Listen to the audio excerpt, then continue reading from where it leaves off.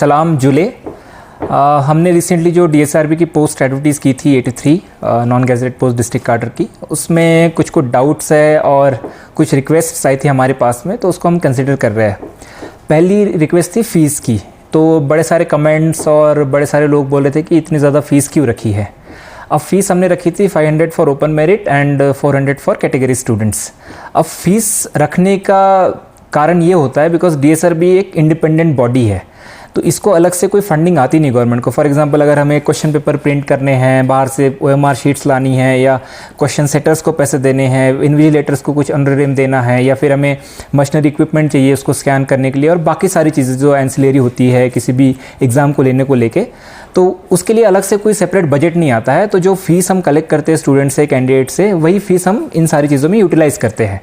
अब हमने 400-500 इसलिए रखी थी बिकॉज लास्ट टाइम जो एडवर्टीजमेंट हुई थी डीएसआरबी करगिल की तरफ से, उसमें भी 400 की फ़ीस रखी गई थी। अब हमारे पास रिप्रेजेंटेशन और रिक्वेस्ट आई है बहुत सारे कैंडिडेट्स के कि हम अलग अलग एग्ज़ाम में अप्लाई करना चाहते हैं और ये फ़ीस हमारे लिए थोड़ी ज़्यादा है। हमें नहीं लग रहा था बिकॉज अगर आप independent fair free examination transparently conduct करवाना चाहते हो तो थोड़ा सा खर्चा आता है उसमें हमारे लिए। बट रिक्वेस्ट को देखते हुए कैंडिडेट्स की बहुत सारे एक्सपीरियंस, इवन कल हमारे पास कोई स्टूडेंट यूनियन के प्रेसिडेंट आए थे, उन्होंने भी रिक्वेस्ट की थी। सी साहब के पास में बड़े सारे रिप्रेजेंटेशंस आई है, उन्होंने भी रिक्वेस्ट की है। तो हम इस रिक्वेस्ट को कंसिडर कर रहे हैं और हम जो है हमने जो फ़ीस नोटिफाई की थी उसमें 50% रिडक्शन करे।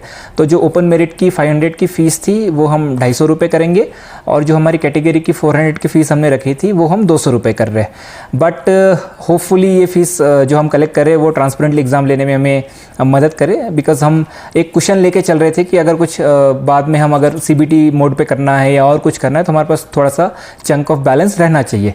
बट फिर भी स्टूडेंट की रिक्वेस्ट को देखते हुए, और चूँकि आने वाले समय में हम और भी पोस्ट एडवर्टीज़ करने वाले हैं, तो हो सकता है कैंडिडेट 2, 3, 4 पोस्ट एडवर्टीज़ करे, तो उसलिए हम उसको कंसिडर करते हुए ये फ़ीस स्टूडेंट के रिक्वेस्ट पे इसको रिडक्शन कर रहे हैं, 50% तक हम रिड्यूस करेंगे।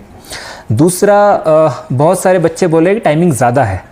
अब टाइमिंग आप लोग एसएससी की जो कंप्यूटर बेस्ड एग्ज़ाम है उसका पैटर्न को लेके आप चल रहे हो कि टाइमिंग 2 घंटे का ज़्यादा है, बिकॉज आप 1 घंटे पहले उसमें जाके बैठते हो, अपनी सारी डिटेल्स फिलअप करते हो, और वहाँ पे आपको राउंड भी नहीं करना ओएमआर शीट्स पे।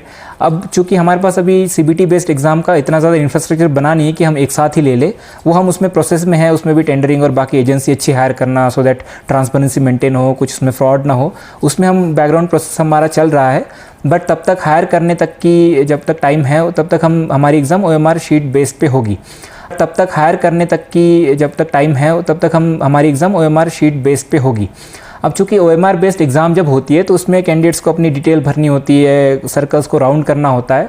तो आप देखते होंगे जो भी नेशनल लेवल पे बहुत सारी एग्ज़ाम्स होती है जो ओएमआर बेस्ड होती है उसमें टाइमिंग 2 घंटे का ही होता है। अब चूंकि कैंडिडेट्स रिक्वेस्ट कर रहे थे कि 1.5 घंटा करो या 1 घंटा करो, तो मुझे लगता नहीं ये फिजिबल होगा अभी के लिए, बिकॉज जो जेन्युइन कैंडिडेट है जिसने सच में अच्छे से पढ़ाई की है उसको चाहिए कि हम पूरा उसको वक्त दें, और 100 क्वेश्चंस के लिए 120 मिनट्स मुझे लगता है सफिशिएंट है, उसको कम करने की ज़रूरत नहीं होनी चाहिए।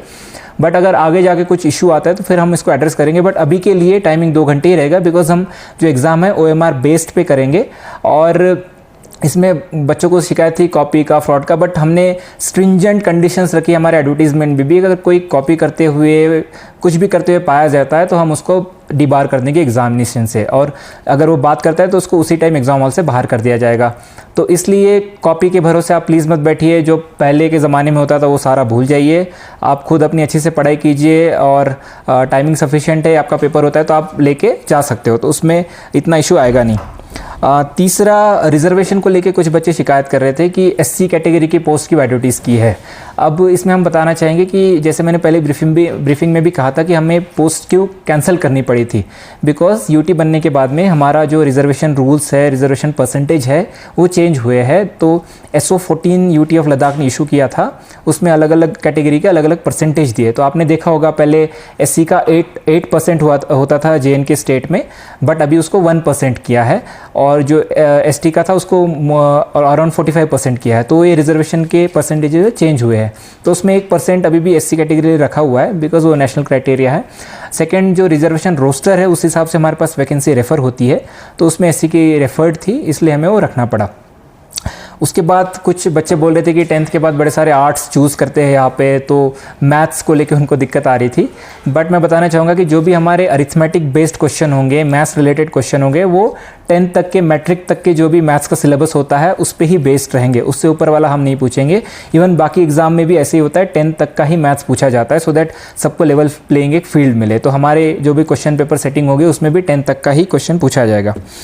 एक रिक्वेस्ट लोगों ने शायद सी साहब को की है, स्टूडेंट्स ने अलग अलग भेजा हुआ है कि हमने एक जगह लिखा था कि 10th प्लस 12 जो कैटेगरी है उसमें एक अंडरटेकिंग आपको लेनी है।